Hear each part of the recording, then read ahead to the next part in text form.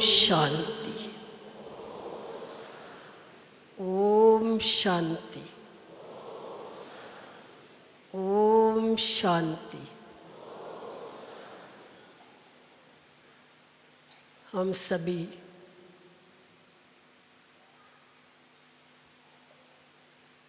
ब्राह्मण परिवार के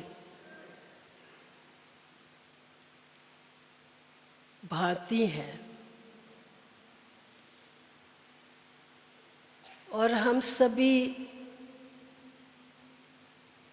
बहुत बहुत भाग्यवान हैं।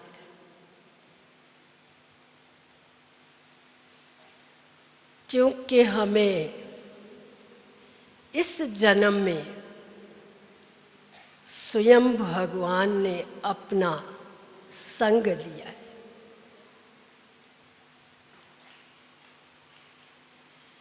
जिस संग में, संग के रंग में वो हमें रंग रहा है।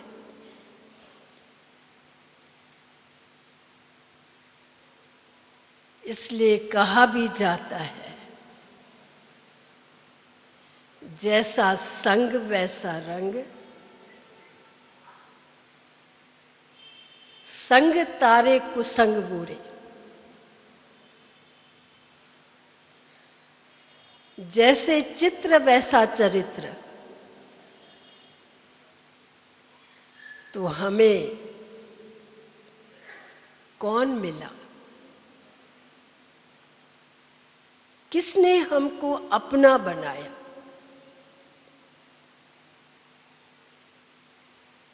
स्वयं भगवान।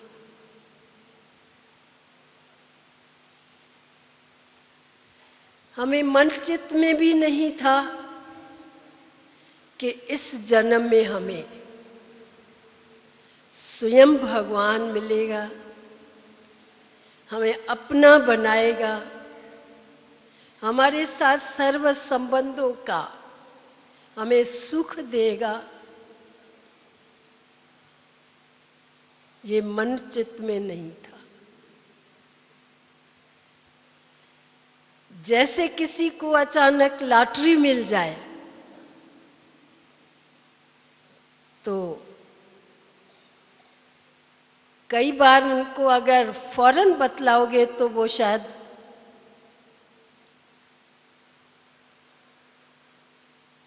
ऐसी अवस्था में आ जाएगा जो उसको मानेगा ही नहीं कि मेरी ये लॉटरी निकली है। ये हो ही नहीं सकता। कई बार उस खुशी में वो पागल भी हो जाते हैं।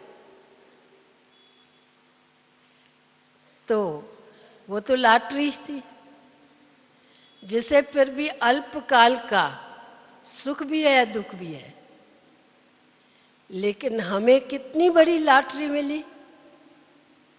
स्वयं भगवान हमारा बन गया, अपना बन गया।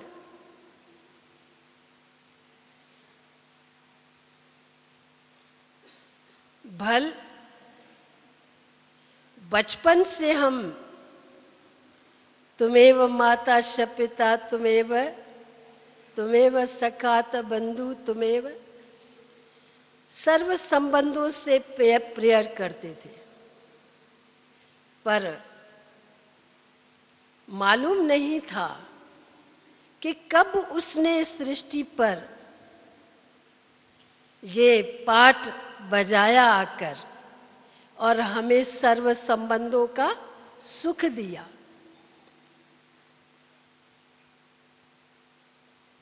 सर्व संबंधों का प्यार दिया। एक अलौकिक सुंदर जीवन दी। और ऐसी जीवन पाकर के हम सचमुच ही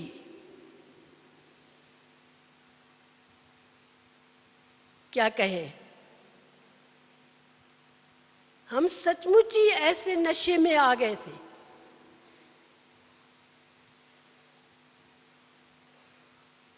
जो ईश्वरी नशा कहो, नारायणी नशा कहो, उस नशे में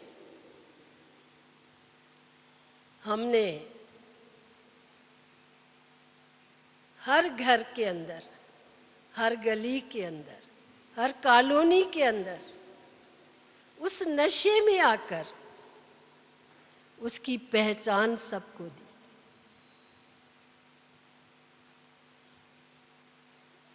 ये पता नहीं था हम क्यों ऐसे जा रहे हैं, कोई मुझे कुछ कह दे, लेकिन नहीं, हमें उसकी परवाह नहीं थी। बस बाबा का मिला है, भगवान आया है, ये संदेश मुझे हर घर में देना है।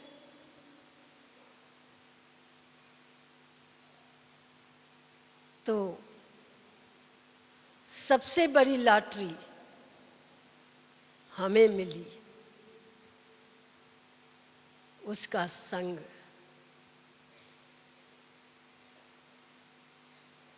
जिस संग के पहले ही दिन हमें शांति का रंग,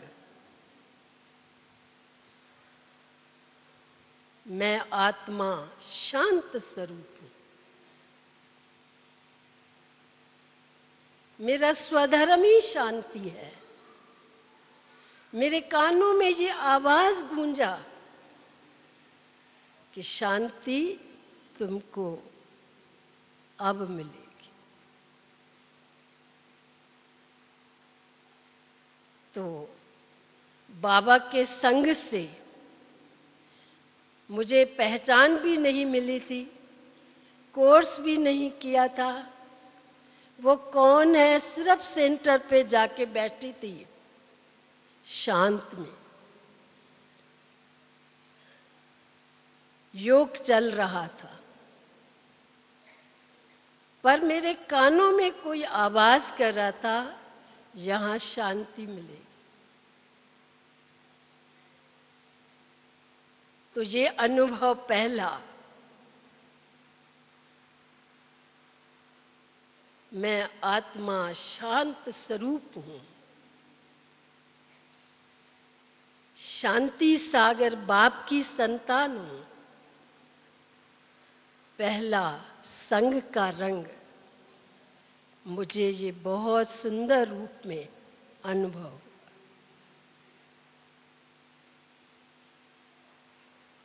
और इस अनुभव को कायम रखने के लिए मुझे जो भी समय मिलता था, मैं शांत में बैठ जाती।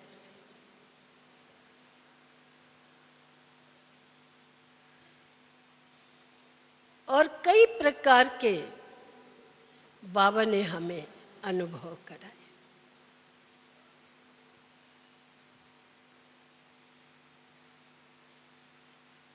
फिर दूसरा संग का रंग, बाबा ने हमें बुद्धि द्वारा, दिखता नहीं था लेकिन बुद्धि द्वारा सारा गीता ज्ञान का रहस्य सुनाया। हमने बचपन से पढ़ी थी ग्रंथ साहब, गीता और भागवत।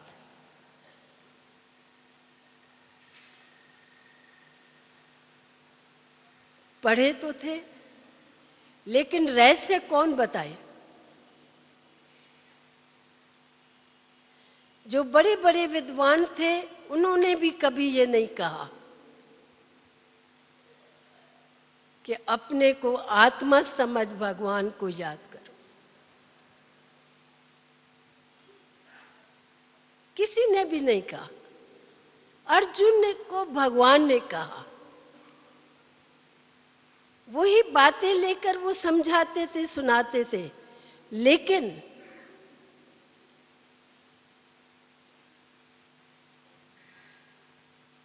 हम भी अपने को आत्मा समझकर उसको याद करें, ये किसी ने नहीं कहा। तो भगवान ने जो गीता ज्ञान कल्प पहले सुनाया था, वो ही शब्द हमें बाबा ने सुनाए।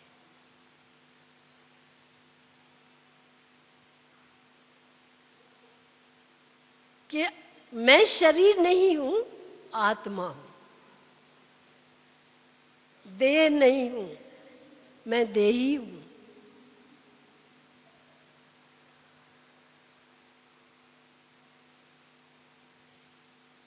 तो बाबा ने मुझे पूरा 7 दिन का कोर्स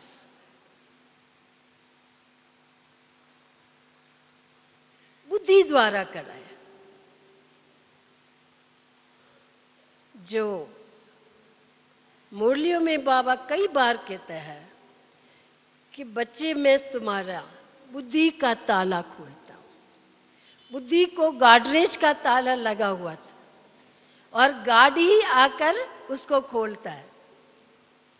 उसकी चाबी किसी मनुष्य आत्मा के पास नहीं। तो ये मेरा दूसरा अनुभव था।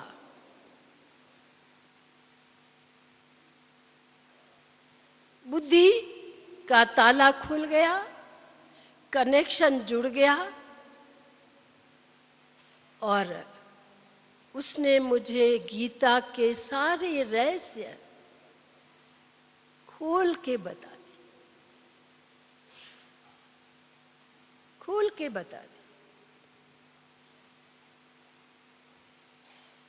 और गीता में वो स्पष्ट है, पर समझ में नहीं आया कि हमें उसकी याद कैसे रहेगी। जो बार बार अर्जुन ने पूछा, तो हर बात अलग अलग रूप में उन्होंने बताई।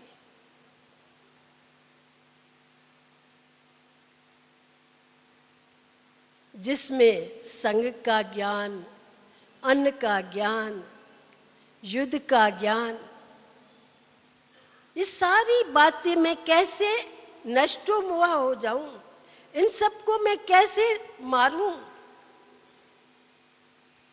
तो हिंसा तो नहीं सिखाई भगवान ने, न हिंसक युद्ध दी, लेकिन इन विकारों को जीतने के लिए संग का, रंग, अन्न का, ये सारा ज्ञान विस्तार से, निंद्रा का। तो बाबा ने ये सब बातें हमें बुद्धि द्वारा ओपन करके समझा दी और हमें ऐसा अलौकिक नशा चढ़ गया, एक अनोखी खुशी की खुराक मिल गई।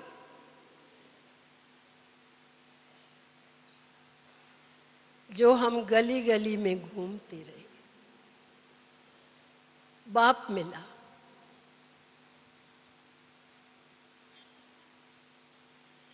और ऐसी विदेही स्थिति का अनुभव किया। चाहे हम भोजन बना रहे हैं, वस्त्र सफा कर रहे हैं, कुछ भी कार्य कर रहे हैं, मैं नहीं, लाइट कर रही, लाइट कर रही, और डबल लाइट का अनुभव।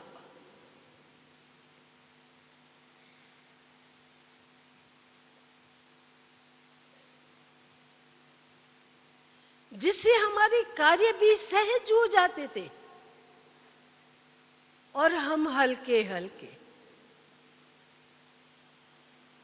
भारी नहीं। आज आप देखिए, एक तो मशीनरीज का टाइम आ गया, हर कार्य मशीन से, और दूसरा नौकर, बिना सर्वेंट के लोग काम नहीं, कार्य नहीं कर पाते। लेकिन बाबा ने हमको ऐसी मशीनरी बना दी और इतना लाइट कर दिया, जो सब कार्य हम सहज करते रहे। जो थोड़ा बहुत गम था हमारे अंदर, वो गम खत्म कर दिया, बेगम बना दिया।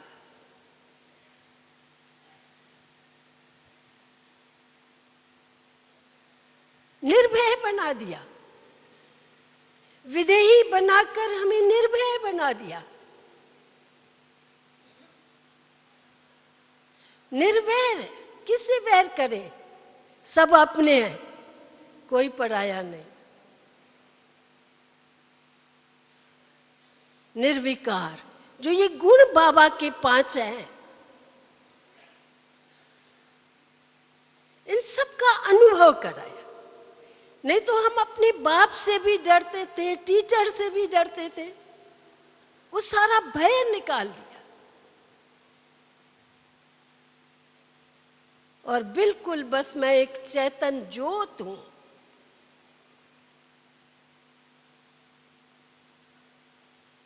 बड़े सुंदर रूप से ये अनुभव करें।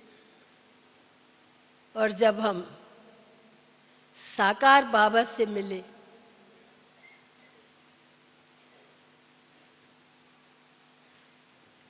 बाबा तो मधुबन में ही रहते थे,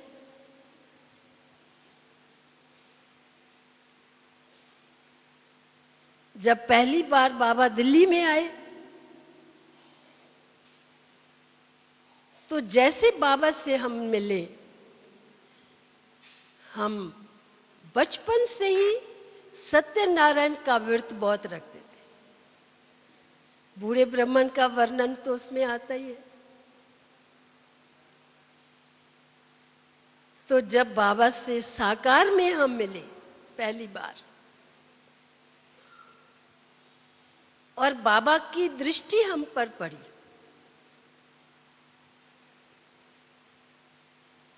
हमारे सामने वही बूढ़ा ब्राह्मण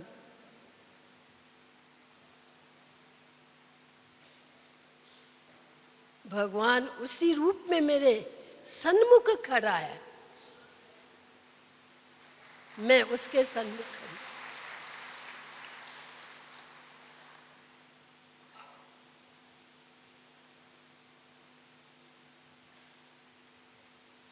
ये भी कितनी बड़ी लॉटरी कि वो मेरे सन्मुख खड़ा, मैं उसके सन्मुख खड़ी। बहुत मीठी दृष्टि से बाबा ने हमें गले लगाया। जैसे ही बाबा ने हमें गले लगाया,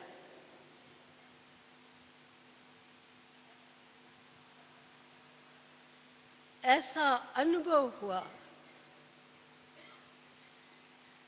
कि मुझे सच्चा बाप मिल गया,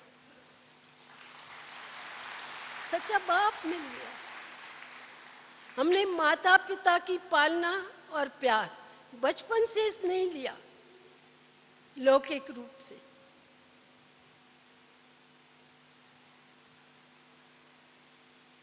लेकिन तीनों ही बाप का प्यार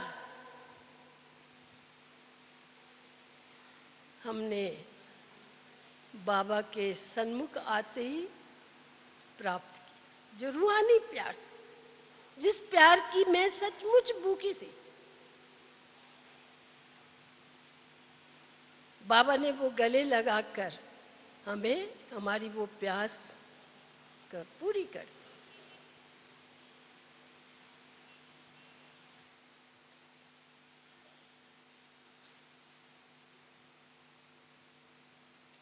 तो बाबा ने हमें सखा रूप का भी अनुभव कराया। उसके साथ साथ बाबा जो गायन है, तुम्ही से खाऊं, तुम्ही से खेलूं, तुम्ही से बैठूं, तुम्ही से सर्व संबंध निभाऊं, तो हर संबंध का अनुभव बाबा ने हमें कराया।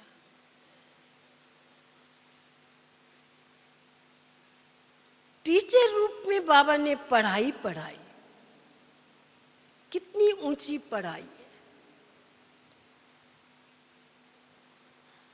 जिस पढ़ाई को कोई भी विद्वान नहीं समझ पाए,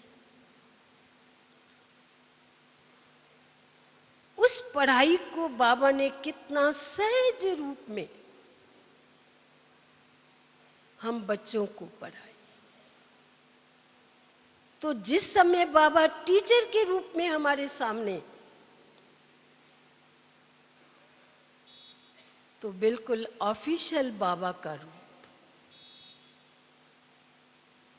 बाबा के चेहरे में थोड़ा सा परिवर्तन आ जाता, वो लाइट आ जाती थी। और डायरेक्ट इनडायरेक्ट शब्द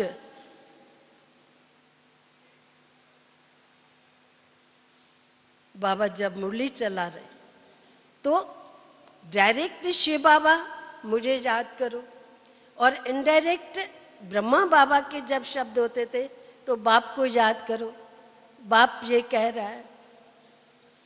तो उस समय भी वो एक देखने का दृश्य होता था और ऐसा लगता था कि कैसे बाबा सुप्रीम टीचर रूप में हम बच्चों को पढ़ाते है। ऊंची पढ़ाई, लेकिन कितनी साधारण रूप से बाबा हम बच्चों को, क्योंकि हम सब साधारण कन्याएं माताएं थी, लेकिन कितना साधारण तरीके से बाबा हमको हर बात समझाकर, और यही कहता, समझा बच्चे, जैसे माँ बाप छोटे बच्चों को समझाते हैं, बिल्कुल ऐसा लगता था कि बाबा उस समय जैसे बहुत हम छोटे से बच्चे हैं, बाबा समझा रहे, समझा बच्चे।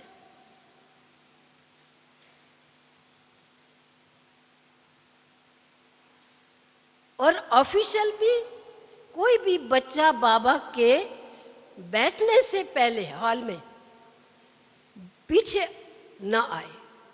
ये सुप्रीम टीचर हमें पढ़ा रहा है,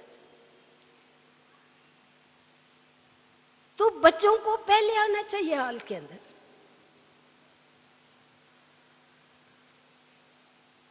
कोई भी बच्चा अगर देरी से आता था तो वो बच्चा तो सोचता था बाबा तो अंदर आ गया है, मैं थोड़ा सा पीछे से धीरे नीचे होकर के पहुंच जाऊंगा, बैठूंगा। लेकिन बाबा तो बच्चों को देख लेता था,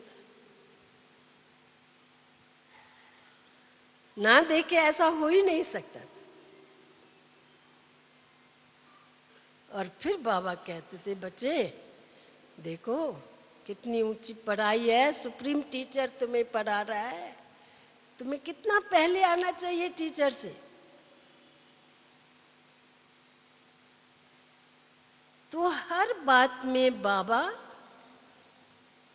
भले साधारण रूप में भी कहे, लेकिन बच्चों को अटेंशन दिलाता कि तुम किसके पास पढ़ते हो, कौन तुम्हें पढ़ाता है। अभी भी आप देखिए रोज की वाणियों में भी बाबा हमें ये बात याद दिलाता है, बच्चे पूछो अपने से कौन पढ़ाता है, मैं किसका बच्चा बनना।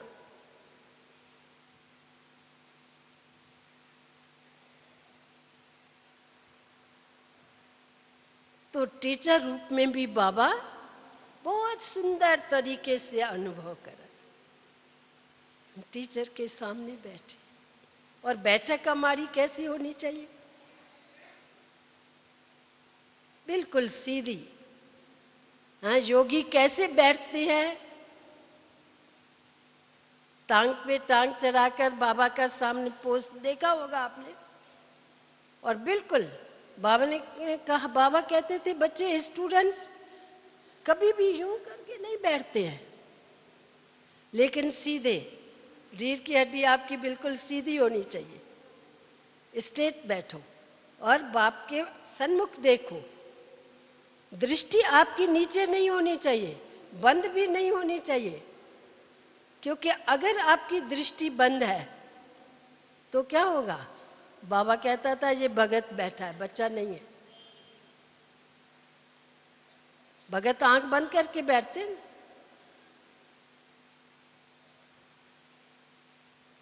पर स्टूडेंट आंख खोल के टीचर की तरफ देखते हैं।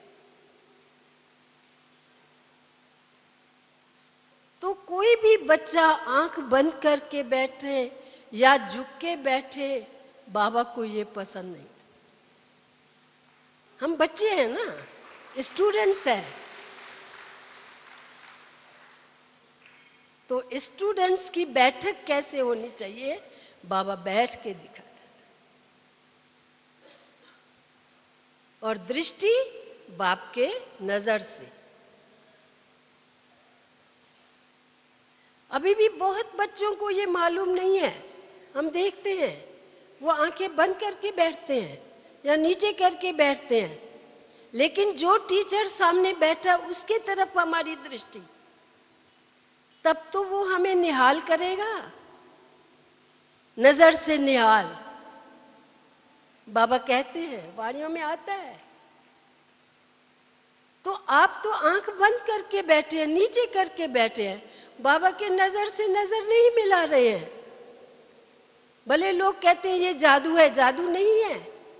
बच्चा बाप को कैसे पहचानेगा? आप देखिए, बच्चा छोटा सा लेटा हुआ है, माँ उसको कहती है देखो ये तुम्हारा डैडी आया है, डैडी को देखो, पापा को देखो, पहचान देती है ना, ताकि बच्चे की नजर बाप की तरफ जाए। तो भगवान हमको देख रहा है, हम नजर नीचे करके बैठे हैं या बंद करके बैठे हैं, तो वो हमें निहाल कैसे करेगा, हमें शक्ति कैसे देगा, हमें अपनी पहचान कैसे देगा? मैं तुम्हारा बाबा हूं, नजर से तो पहचानेंगे। आज भी बहुत समय के बाद अगर दोस्त आपस में मिलते हैं तो क्या करते हैं? हेलो, आप कैसे हो? बहुत दिनों के बाद मिले हैं, हाथ भी मिलाते हैं, मुख से भी बोलते हैं और आंखों से देखते हैं, ये बहुत दिनों के बाद हम मिले। तो भगवान कैसे मिलेगा हमसे? आंख बंद करने से नहीं। तो अभी भी जो बच्चे नहीं समझ पाते हैं, दृष्टि लो, दृष्टि से ही तो सृष्टि का पता चलेगा। बाप हमें किस सृष्टि का मालिक बनाने आया है, नई दुनिया का, स्वर्ग की दुनिया।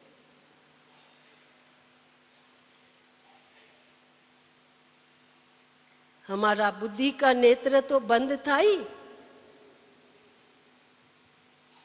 तो भक्ति में हम वो नेत्र भी बंद करके बैठते थे, इसलिए हमें मिलन नहीं हुआ।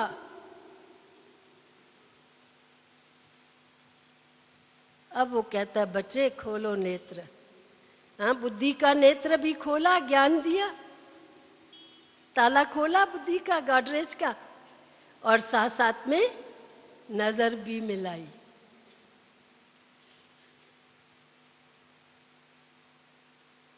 जब ज्योति से ज्योति मिल जाती है, तब तो प्रेम का दीपक जलता है, प्यार की गंगा बहती है। तो प्यार के सागर की पहचान, उससे मिलन नजर से ही होता है।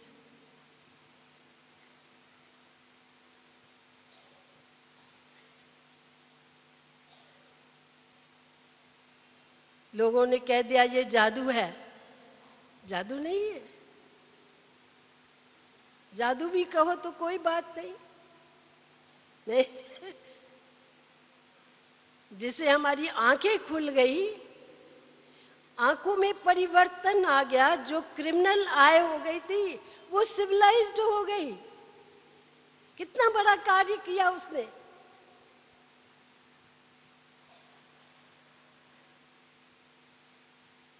तभी तो देवताएं सब कमल पर है।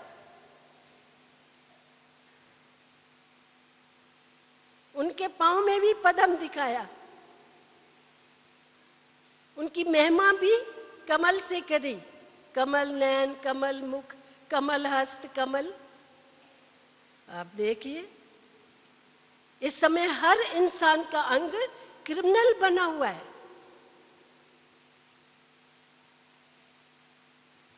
तो कितनी भारी देखिए उसकी महिमा है, जो क्रिमिनल आत्माओं को उसने कमल बनाया, हर अंग को, हर नस में सुगंधी रूहानियत की पैदा की। कितने भाग्यवान हम बच्चे हैं।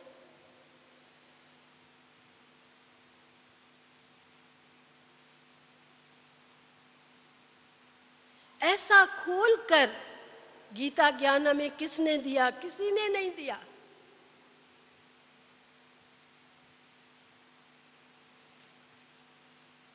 और मेरा संग भी तब तुम्हारे सदा संग का रंग चढ़ा रहे, इसलिए कहा तुम अन्न शुद्ध खाओ।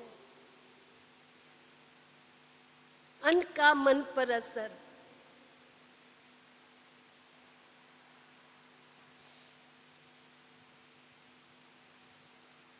जो कुछ भी करो मेरी याद में करो।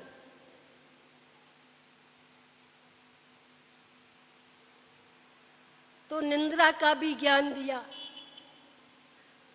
निंद्रा भी हमारी सात्विक, राजसी और तामसी। बाबा साकार में मधुबन में जब हम आते थे,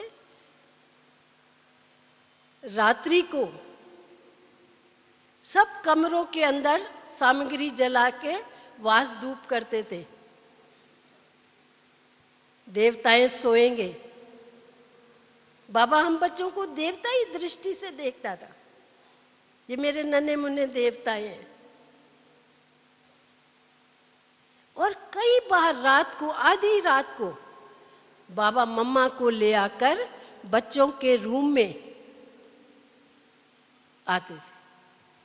मम्मा देखो, कौन सात्विक नींद में सोया हुआ है, कौन राजसी नींद में सोया हुआ है और कौन तामसी नींद में सोया हुआ है।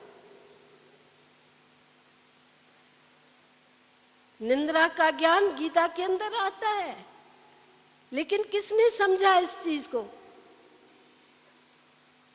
बड़े बड़े विद्वानों ने भी नहीं समझा। बाबा साधारण बच्चों को दिखाकर स्पष्ट करता था। जैसे ही बाबा मम्मा रूम के नजदीक पहुंचे, जो सातों गुणी नींद वाले बच्चे थे वो फौरन जाग जाते थे। फौरन जाग जाते थे। बाबा मम्मा आ गए। अभी उनके खटिया के पास ही नहीं पहुंचे। और जो रजोगुणी वो थोड़ी बाद में आया, जागे। तमोगुणी को तो पता ही नहीं चला, बाबा मम्मा आए और चले गए।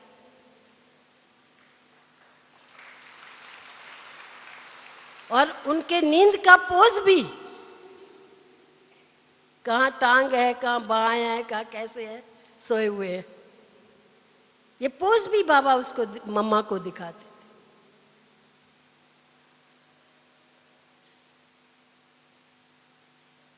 आप सोचिए, हम कितनी ऊंची पढ़ाई पढ़ रहे हैं, कितनी ऊंची पढ़ाई।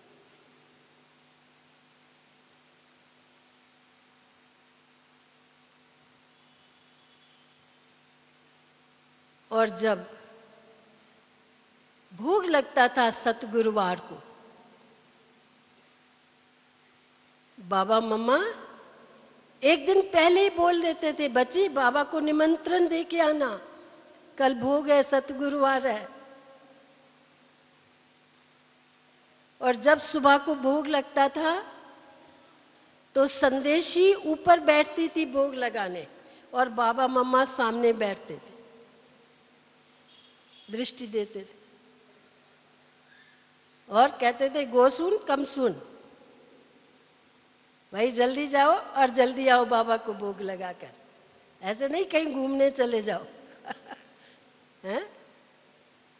अगर देरी से आई तो बाबा की पर्सनल संदेशी जो थी वो ऊपर जाती थी, देख के आओ बच्ची, वो घूमने तो नहीं गई, भोग लगाने गई।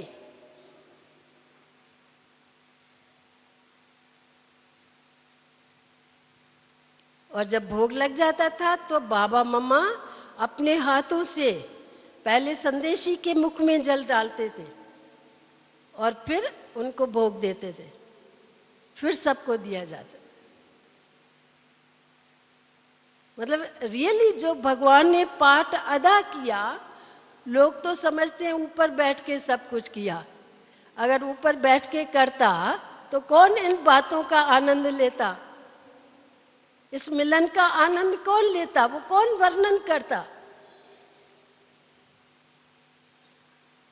जो भागवत के अंदर सारी उनकी वो दिखाई है महिमा।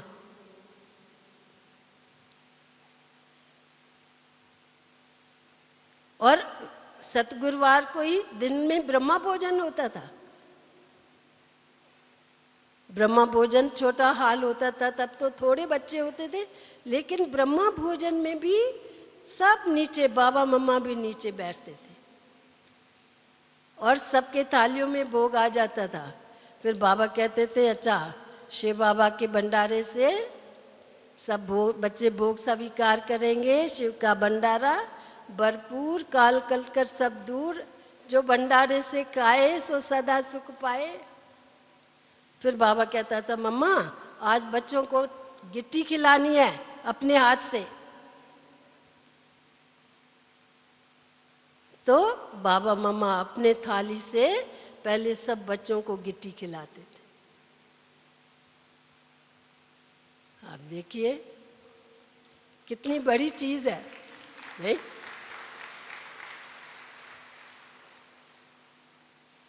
बिल्कुल जैसे माँ बच्चे को, छोटे बच्चों को हाथ से खिलाती है, बिल्कुल बाबा इसी तरह याद में बच्चों के मुख में गिट्टी खाते।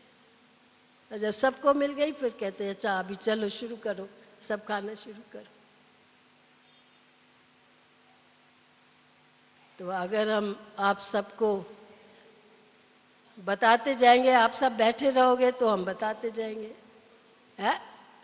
बैठो, थोड़ी और बताएं, जल्दी तो नहीं भोजन की। है? तो इस प्रकार से बहुत मीठा बाबा।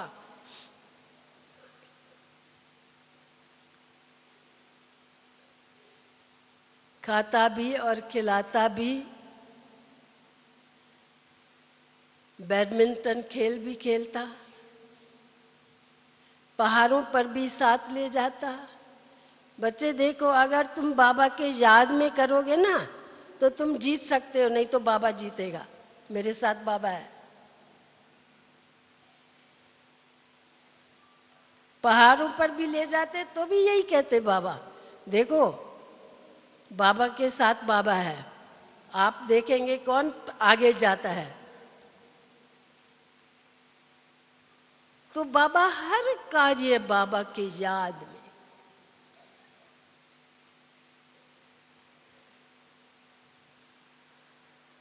झूला झूला झूलते, पहले पांडव भवन ही छोटा था, 4 झूले वहां लगे रहते थे। आज बाबा के साथ झूला झूलेंगे।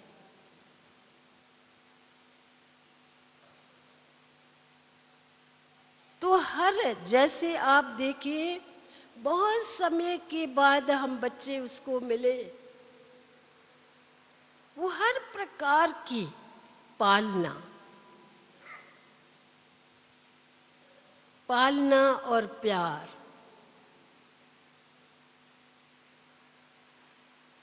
माता पिता बन करके, टीचर बन के पढ़ाई, फिर सतगुरु बन के साथ घर चलना है। ये ड्रिल करो बच्चे, हाँ, कि अशरीरी बनकर अशरीरी बाबा के साथ जाना है। फिर निर्भय बन जाओ। रात को बाबा कहते थे, बच्चे तुमको पहरा देना है, 2 बहनों को पांडव भवन का पहरा, ताकि निर्भय बनो। टोपी पहनते थे, हाथ में डंडा और विसिल।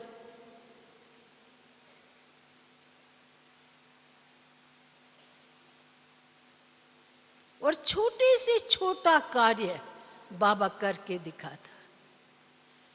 कहना निराकारी निरअहंकारी।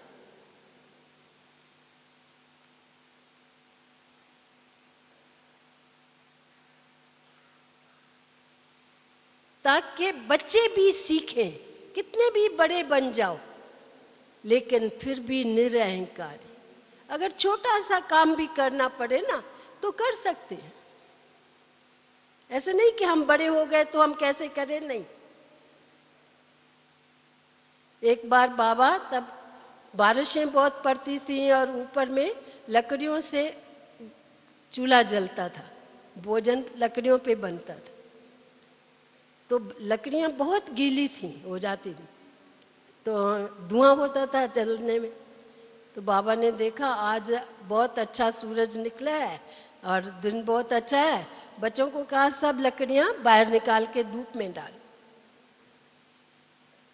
सारा दिन लकड़ियों को अच्छी धूप लग गई, लकड़ियां सूख गई। फिर शाम के टाइम बाबा देख रहा है, बच्चों को आता है भाई अंदर उठा दे, अब लकड़ियां सूख गई हैं अंदर उठा दे। तो किसी बच्चे को नहीं आया। बाबा आगे जाकर लकड़ियों का उठाना शुरू कर दिया। जैसे ही बाबा ने लकड़ी उठाई, सब बच्चों ने देख लिया, अरे बाबा लकड़ी उठा रहा है। सब दौड़े दौड़े आए।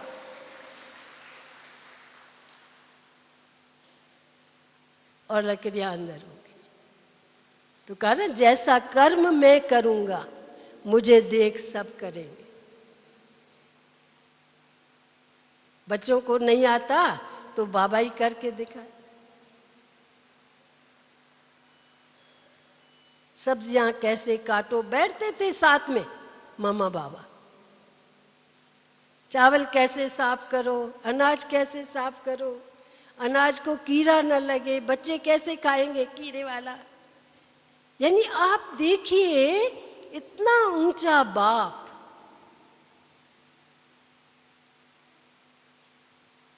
छोटे से छोटा काम और बड़े से बड़ा सब करके दिखा।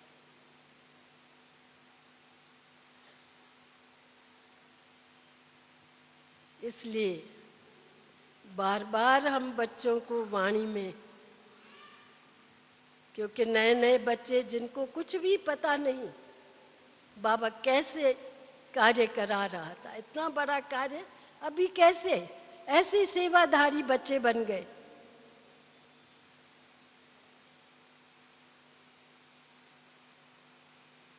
तो बाबा ने एक मिसाल बना दिया। इसीलिए बड़े बड़े महात्माओं के पास भी जो सेवाधारी है वो भी इतनी सेवा नहीं करते जितनी बाबा के बच्चे करते हैं। वो हैरान होते हैं, इतना हम बच्चों को बाबा ने सिखाया। तो हमें उस बाप का कितना गुणगान और कितना धन्यवाद, शुक्रिया करना चाहिए। मम्मा कहती थी, कैसे शुक्रिया करोगे? मुख से बोलकर? कोई बड़ी बात नहीं है। नहीं, अपने कर्मों से, अपने कर्मों से शुक्रिया अदा करो, तब कहेंगे शुक्रिया।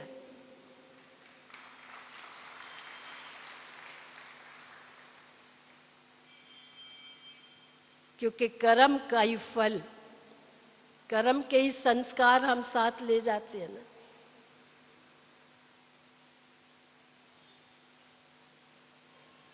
तो हम 11 साल तक बाबा की पालना में पले।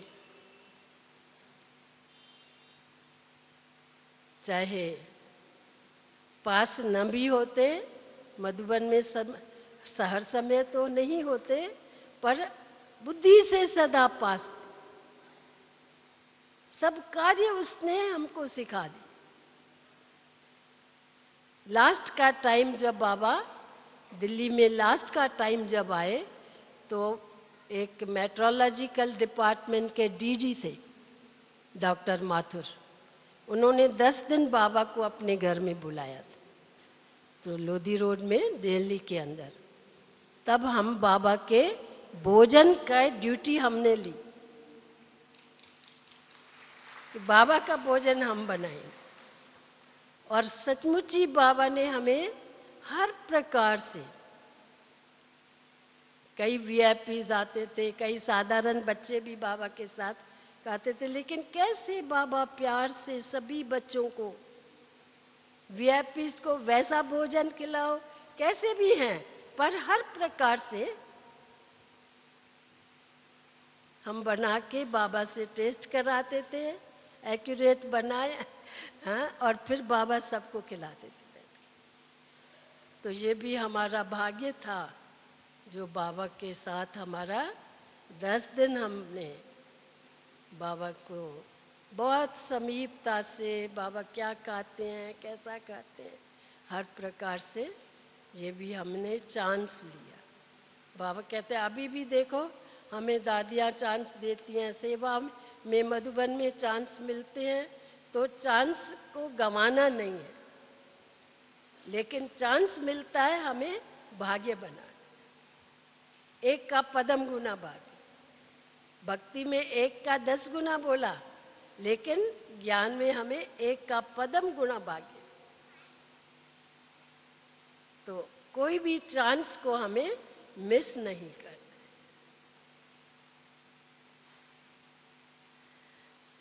किसी भाई ने कहा, किसी बहन ने सेंटर पे, भाई हमारे पास सब एमबीबीएस डॉक्टर आते हैं, एमबीबीएस आते हैं, तो एमबीबीएस लोगों ने समझा डॉक्टर्स आते हैं सारे, तो कहा एमबीबीएस माना मियाँ बीबी बच्चों सहित पूरा परिवार। नहीं तो बाबा के घर में सब एमबीबीएस आते हैं ना। बाबा, कोई कुमारी आती है कहेंगे परिवार को ले आओ, माता आती है कहते हैं पति को भी ज्ञान में चलाओ, हाँ पति आता है तो कहेंगे माता को भी ले आओ। तो इस प्रकार से हम सब एक को, अकेले को ज्ञान नहीं देते हैं, पर परिवार के परिवार बाबा के बच्चे बनते हैं। तो ऐसा देखो संगम युग बहुत तो बीत गया है, अभी भी बाबा है हमारे साथ, तो हमें चांस लेना है और हर समय बस बाबा के सिवाय हमारे मुख में कुछ न हो। हर कार्य करते हुए हमें बाबा की स्मृति रहे और सबको स्मृति दिलाए, ये हमारी ड्यूटी है। बाबा कहता है अगर नहीं ड्यूटी पूरी करोगे तो आपकी मार्क्स कट हो जाएगी।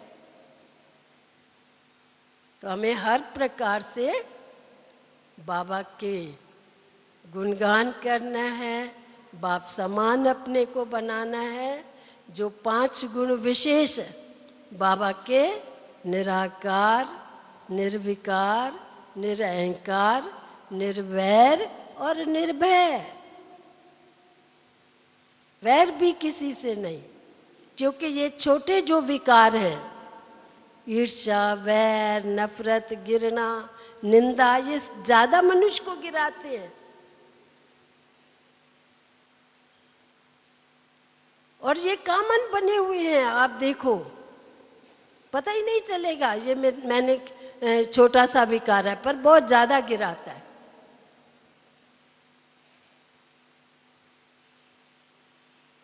हम प्यार के सागर बाबा के बच्चे हैं, हमें भी मास्टर सागर, बाबा कहते हैं ना मास्टर सागर बनना है। तो ऐसा स्नेह, क्योंकि आज का मनुष्य वस्तु का भूखा नहीं है, पर सच्चे निस्वार्थ प्यार का भूखा है। हम बाबा के बच्चों को ऐसा निस्वार्थ प्यार, चाहे बच्चा है, बूढ़ा है, युवा है, सबको देना है, गरीब है, धनवान है, कोई भी क्यों ना है, क्योंकि बाबा ने हमको मास्टर बनाया है, मास्टर प्यार का सागर।